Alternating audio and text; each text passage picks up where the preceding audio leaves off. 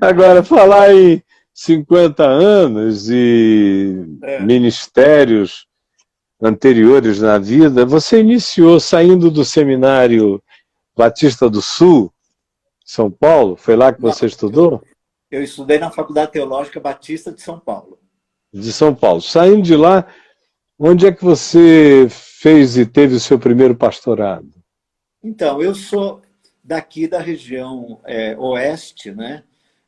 Como você sabe, aqui perto da onde estamos nos reunindo agora, na Faculdade Campos Sales. Desde que Uhum, meus pais chegaram do interior, de Rio Preto, onde você esteve algumas vezes, né? Eu nasci em uhum, Rio Preto, mas aham, no finalzinho de 1961, meus pais migraram para a capital, como era muito comum naquela uhum, época.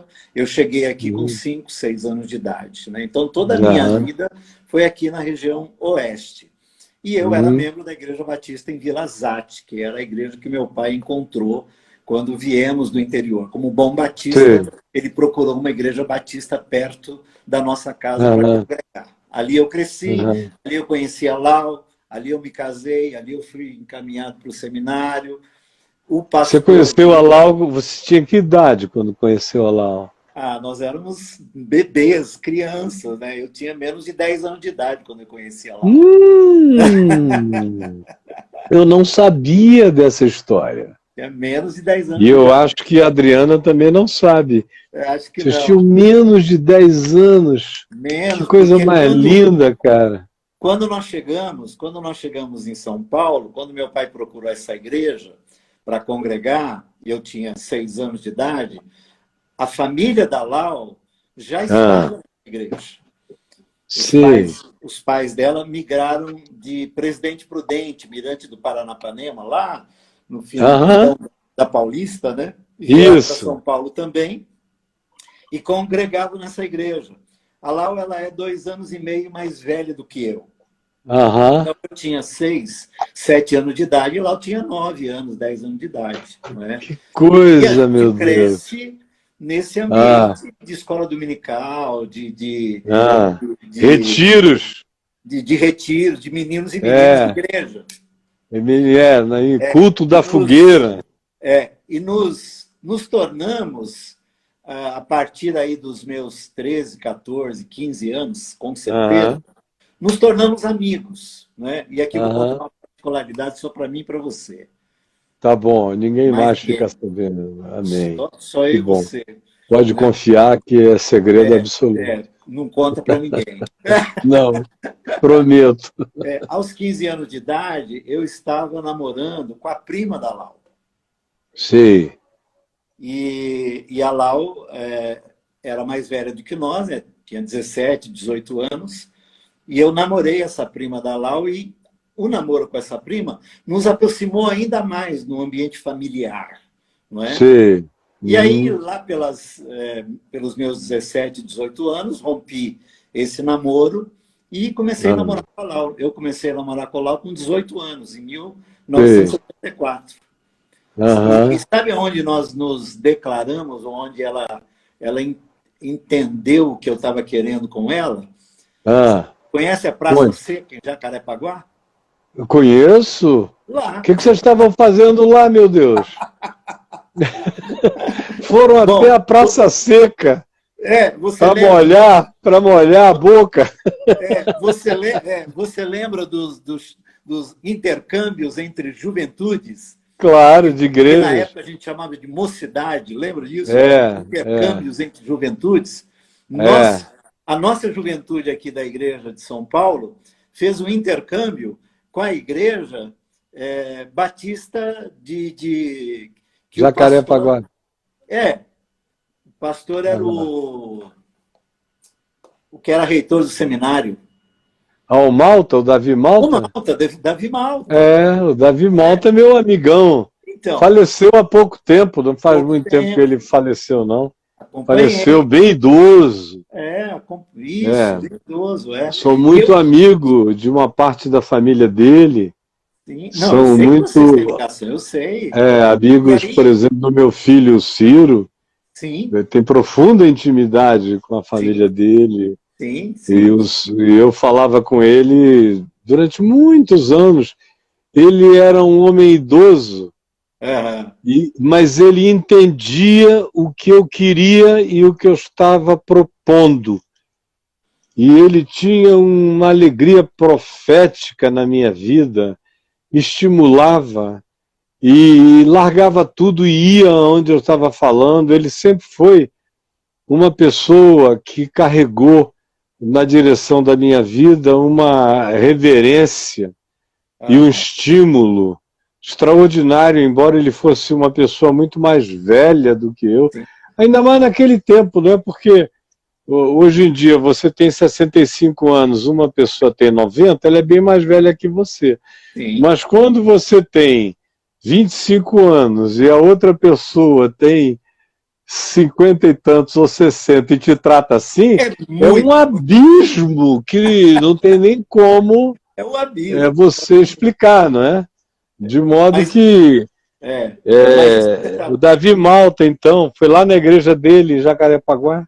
Então, isso que você está falando é fato, porque ele era... Eu, óbvio, não tive intimidade com ele, mas ele era de um carinho, percebia-se isso com a juventude, com a meninada. Tanto que as nossas juventudes, eu lembro que nós passamos um final de semana, talvez com um feriado, né, um desses feriadões, né? Lau e eu fomos negociando o nosso namoro, não é? Na ida, negociando, né? E ali,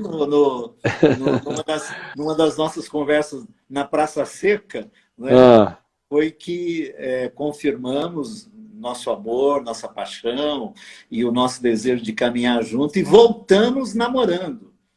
Voltamos. Que maravilha! Naquele ônibus da igreja. Em São Paulo foi que houve a publicação do nosso namoro. E deu muito trabalho, né? Deu muito trabalho. Não foi uma coisa muito simples. Naquela época, essas questões eram bem complicadinhas no ambiente de igrejas, famílias, essas coisas todas. Né? Mas nós vivemos... Muita negociação. Era quase um casamento árabe, né? Palestino. Tinha que chamar os anciãos, conversar. Os pais falavam. Era muita história no ambiente eclesiástico, o negócio era pesado. E quando nós conversamos e começamos a namorar, eu era da indústria farmacêutica, ela trabalhava também numa multinacional de jeans, a Leves, né? E nós começamos a planejar, porque logo que conversamos, eu disse, olha, eu quero casar com 22 anos. Aos 22 anos... Foi bem assim, né? Não tenho vocação para ficar esperando. Exatamente. Muitos anos, não. Caio, naquela época tinha essa coisa da castidade, né? De você. Claro, não tinha. Até porque. A palavra da vida recomendava que o primeiro beijo fosse no altar. Pois é. Você não lembra? Eu lembro. E até porque, para você exercer funções no ambiente da igreja, né? E era o nosso caso, tanto eu quanto ela, desde os 17 anos liderando, né, ministérios, na época departamentos, enfim, né? E era uma igreja grande, não era uma igreja pequena, uma igreja que passava de 500 membros, né? Então a gente tinha uma juventude com mais de 100 jovens, e para liderar, você tinha que ter ser puro, casto e santo. Você não deveria parecer santo, você tinha que ser. Tinha que ser mesmo. Então, nós tínhamos alguns acordos, né, para que pudéssemos continuar exercendo as lideranças, né, para as quais certamente nós tínhamos vocação, enfim, né? E é óbvio, nesse período que o que naquela época era muito comum, essa coisa de convicção de vocação, né, de chamado, né? Foi ali que eu fui recebendo, hoje eu entendo assim, né, comunicações de Deus, de que de algum modo ele me queria servindo no ministério pastoral, embora, claro, hoje entendo assim, poderia servir estando em qualquer área da vida, né? Mas naquele tempo... Era quase impossível, naquele tempo, alguém apaixonado pela pregação, pelo cuidado, pela atenção aos irmãos e ao próximo, que tivesse um coração solidário, que se comunicasse bem, que fosse fluente, veemente entusiasmado como Apolo e tivesse alguma percepção e capacidade de expor com pedagogia mínima, razoável, se você, qualquer ser humano na igreja que fosse assim, já carregava imediatamente mais do que a suspeição, a designação de que, se você dissesse que não queria ser pastor ainda, eles diziam, mas é só por enquanto, daqui a pouco você vai querer. Você vai. Daqui a pouco você vai querer. Tem um dado que eu penso que, não sei, talvez tenhamos conversado em algum momento da nossa vida, do nosso caminhar, mas que fez naquela época muito sentido e, de alguma forma, hoje sei que houve uma interferência de Deus também. Eu sofri, aos 8, 9 anos de idade, uma infestação grave de toxoplasmose. Foi quando eu perdi a visão. Né? Eu, até hoje tenho uma dificuldade grande para enxergar, enfim, e isso aconteceu lá. A toxoplasmose, naquela época, ela não era tão identificável como é hoje. E a toxoplasmose, ela elege as retinas como órgão de choque, não é? E naquela época, minhas retinas foram bem violentadas, e eu percorri São Paulo com meus pais, com oftalmologistas, em busca de cura para resolver meu problema, e o meu diagnóstico era de cegueira, na verdade. Não é? E uma cena que eu me lembro, que foram cenas repetidas, de meus pais, né? Essa coisa de pais que oram, né? Você teve pais que oraram, né? De pais que oram. E eu lembro da cena de repetidas vezes, chegando de oftalmologistas, meu pai e minha mãe nos ajoelhávamos na cozinha da nossa casa, e eles oravam. Eles oravam. E eles oravam pedindo que Deus me curasse, que Deus interrompesse aquela infestação, porque os diagnósticos eram de que eu ficaria cego em pouco tempo, e de fato eu perdi 70% do meu olho direito. E quase 50% do meu olho esquerdo. E eu me lembro que naquele ambiente ali, né, tinha aquela coisa que ainda hoje é muito comum, mas naquele tempo muito mais, né, do tipo assim, Senhor, se o Senhor curar meu filho, nós o entregamos. Sabe essa coisa assim da oração de Ana. Oração de Ana, não é? Se tu me deres um filho, eu te darei para que te sirva. Isso aí era bem normal. Muito comum. O garoto não nascia, tinha uma doença, um problema, e os pais oravam, e tinha essa consagração, essa santa barganha da dedicação. Se tu curares ou se tu fizeres isso ou aquilo pelo meu filho, ele vai ser pastor. Era mais duro ainda. Pastor ou missionário? O missionário. Tinha uns que queriam assim, mostrar que a consagração era profunda, dedicavam o garoto para o campo missionário. Aí aquele garotinho ia crescendo, coitado. Um rótulo. Com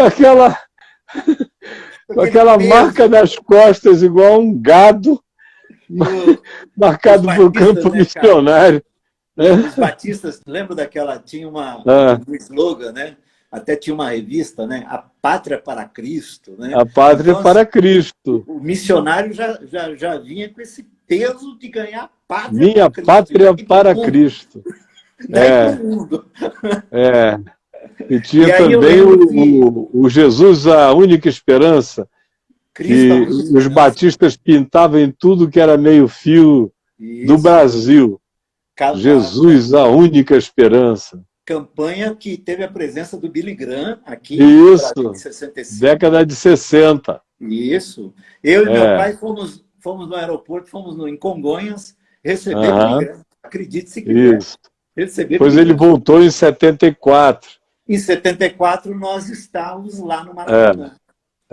Já foi no Rio. Num grupo daqui de São Paulo, nós fomos ver ouvir Billy Graham lá no Maracanã. Mas olha, por conta disso, nesse tempo, quando confirmo o namoro com a Lau, dou essas carteiradas, né, do tipo, quero me casar com 22, mas eu tinha tido muita dificuldade para estudar por causa da visão. Quando eu me casei com a Lau, com 22 anos, eu não tinha no colégio, não tinha terminado o colégio. A Lau já tinha feito. E aí nós fomos fazer o supletivo, e a Lau foi comigo. Sim. No Colégio Batista, tinha o supletivo à noite. E a Lau foi fazer o supletivo comigo para me ajudar. Passar no supletivo. Para passar no supletivo. Em 1980, eu entrei na Faculdade Teológica e tinha que ter o curso, o colegial pronto, né? Eu não quis fazer como você, né, de passar por cima de tudo isso, porque eu não tinha essa competência, né? Aí Meu Deus! Eu só sabia que eu não tinha sido chamado para aquilo. Isso eu sabia. Com certeza. Meu chamado era para a palavra, mas nada além da palavra. Essa era uma convicção que me habitava. Nos casamos em 78, né? Que tem muita afinidade com muita coisa da sua história, né? De 1978, enfim. Aí, em 82, eu ainda na Faculdade Teológica, uma igreja que era congregação da igreja que nós estávamos, que era também são designações comuns ao mundo denominacional, né? As congregações que viram igreja, ou ponto de pregação que vira congregação, que vira igreja, não é?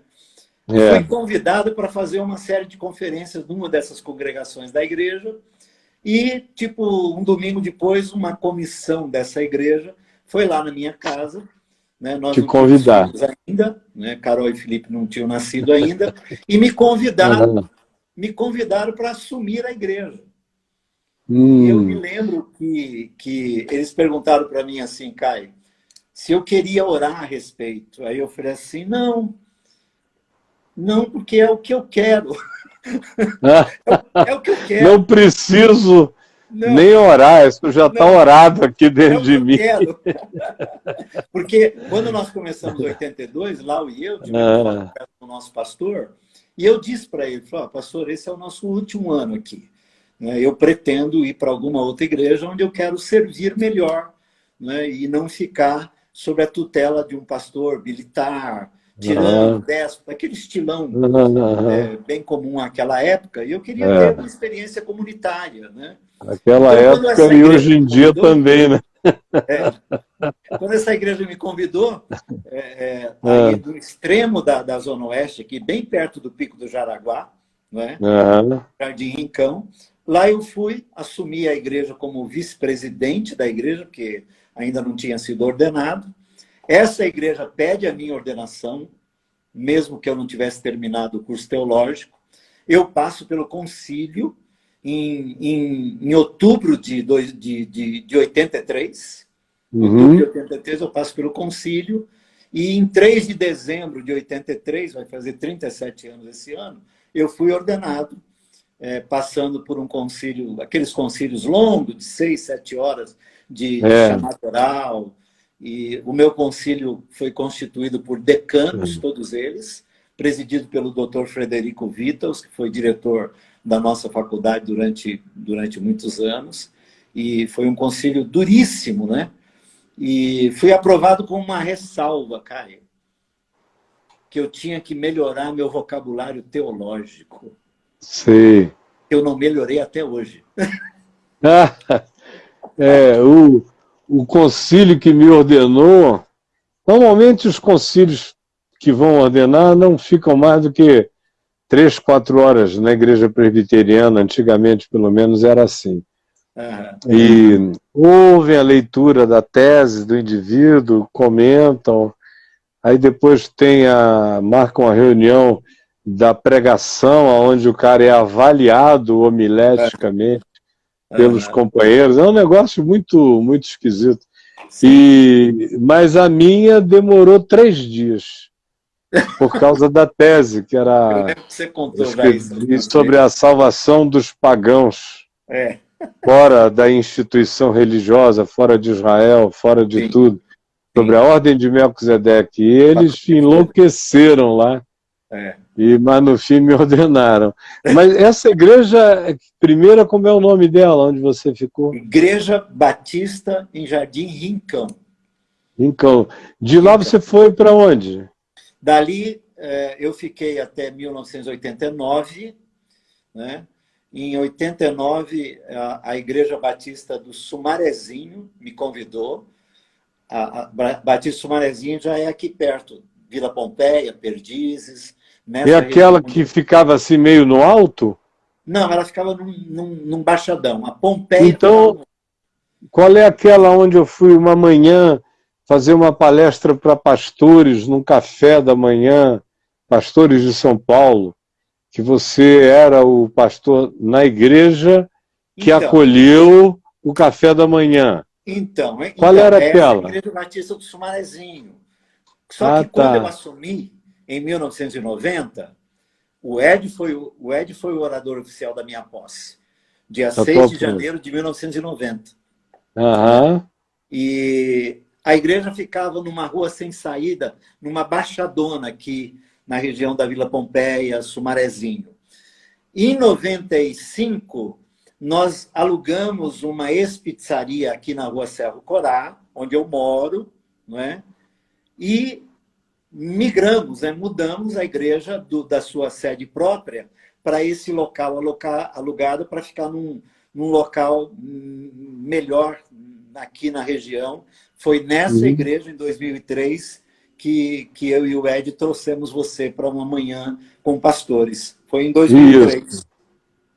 E aí, logo depois daquilo, você foi para Ibabe com o Ed, se eu não estou enganado. Não, logo depois não. Ali no Sumarezinho, eu fiquei 14 anos, amigo. Ao todo? Ao todo. Eu saí Aquilo ali foi 2003, você disse. Eu saí do Sumarezinho no comecinho de 2004 e fui trabalhar com o Ed na equipe pastoral a partir de abril de 2004. Foi nesse... porque a impressão que eu tenho é de que depois daquela manhã lá, não demorou muito tempo e você foi trabalhar com o Ed lá na Ibabe. Isso sim. Impressão que eu tenho. Não. O Nobu ainda estava lá ou já tinha saído? O Nobu? Não, eu ainda estava lá. Na verdade... Junto com o Nobu? Não, então, na verdade, aquele café, você, em alguns momentos, de 89 para cá, você, de alguma forma, passou por ele. Porque quando o Ed chegou em São Paulo, nós começamos aquele café com pastores. Né? E aquele dia era uma reunião, óbvio, especial, né, para recebê-lo, né, aqui em São Paulo, mas aquela reunião, que era de sexta-feira, Ed e eu, nós tínhamos mensalmente. Foi até 2005. Eu me lembro. Que a gente reunia. Me lembro que vocês faziam. Em algumas vezes você chegou a passar por esse café. Passei, preguei, falei e fui. Era naquele tempo onde tudo era meteórico. Isso. Aquela loucura. Isso. E eu lembro, Caio, que você, em 92, eu e Nobu organizamos um congresso de evangelização urbana e eu fui buscar você no aeroporto para você ficar o encerramento do congresso com a gente. Foi em 92 e você ficou hospedado na casa do Ladislau, que era casado com a irmã do Fausto Rocha. Lembra disso? Isso, lembro. Graças a Deus a minha memória ajuda bastante também. Mas eu me lembro de tudo. E as coisas que eu não lembro imediatamente, se você mencionar um detalhe, acende o mundo inteiro. Aquele congresso, eu lembro que nós, quando eu fui buscá-lo no aeroporto, nós íamos conversando, e aí eu dei o que tinha acontecido durante a semana toda, e aí, quando você chegou, na sexta-feira, você fez o fechamento, e foi um momento assim, muito, muito especial para nós todos aqui naquela época. Mas aí, voltando em 2003,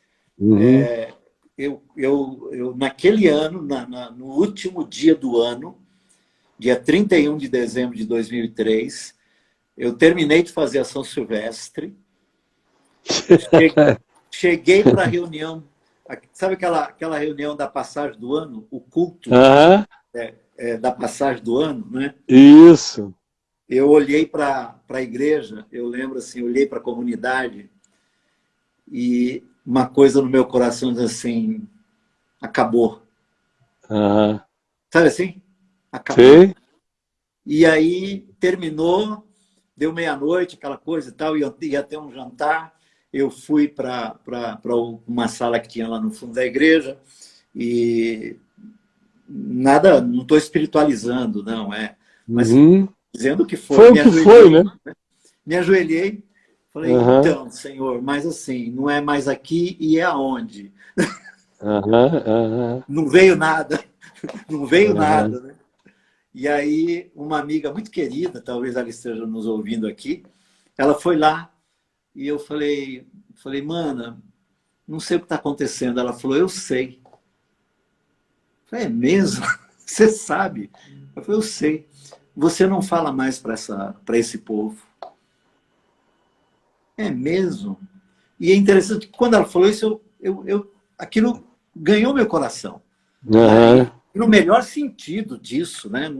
Nada contra a comunidade. Não, aquela coisa assim, olha, você não tem mais o que dizer para esse povo aqui. Tem alguma outra coisa que está acontecendo. Nossa, eu não fazia ideia. Porque aí o Ed volta de férias, né, e ele me liga, né? E nós fomos correr na USP. Aí ele, se ele estiver aqui, ele vai confirmar isso, né? Ele falou assim, ô Brega, você está pensando em continuar no Sumarezinho esse ano? Eu falei, não. Eu falei, não. Ele falou, é mesmo? Eu falei, cara, então precisamos conversar. Porque Silvio e eu, durante as férias, conversamos e tal. E a gente queria muito que você fizesse parte da nossa equipe pastoral e tal, não sei o quê. Cara, não acredito nisso.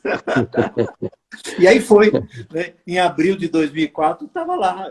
Aliás, eu recebi a notícia da partida do Lucas e chorei muito lá, no ambiente do culto. Do culto da IBAB. Lá, quando era tenda ainda. Eu me lembro bem. Lembro muito daquele momento. 2004. E é interessante, meu Deus, você estava falando aí, um monte de memórias começaram a me vir à mente, ao coração, e daquele período todo, e me lembro de tantas coisas daquele tempo. E me lembro também de que houve um evento da revista que tinha sido minha, que eu criei tantos anos, a revista Vinde. Tem um monte de exemplares dela por aqui, um monte. Sim. E deixa eu ver se eu pego um deles. Essa aqui não é. O amigo. Não, mas tem muito. Oi, pode falar que eu estou ouvindo. Eu acho que a live vai cair, hein? A gente vai voltar? Não, ela às vezes cai, às vezes não cai. Se cair, eu te pego. Mas tem aqui um monte que eu vou ter que fazer um esforço. Peraí. Lembro bem dessa revista, Caio. Lembro bem, meu Deus. Ela marcou a época. Nossa, meu Deus. Ela chegou a ser a segunda revista mais vendida da editora 3. Era Isto É. E em segundo lugar, a revista Vinde. Tinha uma equipe aqui de jornalistas. Nossa, eu lembro. E a gente mandava o pessoal fazer matérias investigativas. Nossa. Ela acabou pautando muitos jornais, a Folha de São Paulo, o Estadão, o Globo, Jornal do Brasil, revistas diversas, por causa das matérias investigativas. Mas o que eu ia dizer é que eu tinha vendido essa revista para o grupo Bom Pastor, Sim. que pegou boa parte da equipe que trabalhava comigo. E que, acompanhei bem isso aqui. O processo todo, Carlinhos, Omar, vários deles foram para São Paulo e tudo mais. Então, houve um evento de promoção da revista Vinde Ecclesia, da virada da revista Vinde Ecclesia, já tinha havido, mas houve um evento promocional grande em São Paulo e eles pediram para eu ir falar nesse evento. Sim. E estava todo mundo lá, a moçada inteira, inclusive gente de vários outros lugares do Brasil, como o meu amigo Ricardo Barbosa, Sim. aqui de Brasília. Sim. Meu vizinho estava lá também com a Tininha. Tinha muita gente. Sim. O Magno Malta, que estava assim no alto da empáfia por ter sido eleito senador. Eu me lembrava dele lá nos eventos da Vinde, pedindo para cantar música lá no palco e tal. Agora, de repente, ele tinha virado uma grande figura. E pessoas com atitude tão esquisita, eu olhando assim, eu conheço esse povo todo, só Deus sabe de onde, né? Mas conheço intimamente.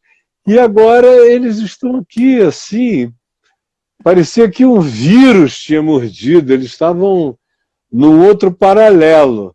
E eu tinha que pregar, preguei, e procurei um lugar bem confortável para ficar.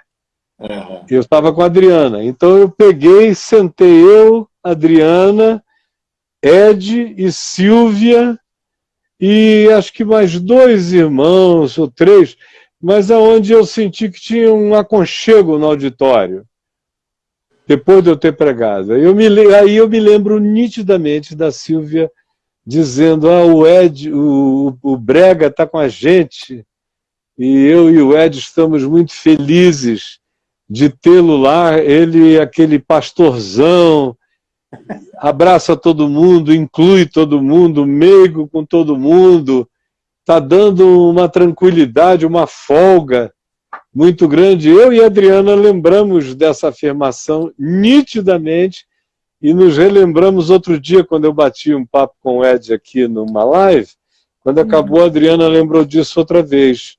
A gente falou da Silvia, como ela é uma mulher fina, elegante, e naquele dia ela foi tão meiga e gentil com a descrição que fez do fato de que você tinha acabado de chegar e estava dando toda a tranquilidade, tinha abraçado as ovelhas com muito carinho e elas a você. Então eu me lembro bem dessa chegada. Você ficou lá até 2000 e quanto? Foi até comecinho de 2006, quando conversamos em fevereiro e deflagramos o caminho. O caminho, Isso, foi. O caminho da graça. Estamos lá juntos. 14 anos agora. 14 anos, meu amigo.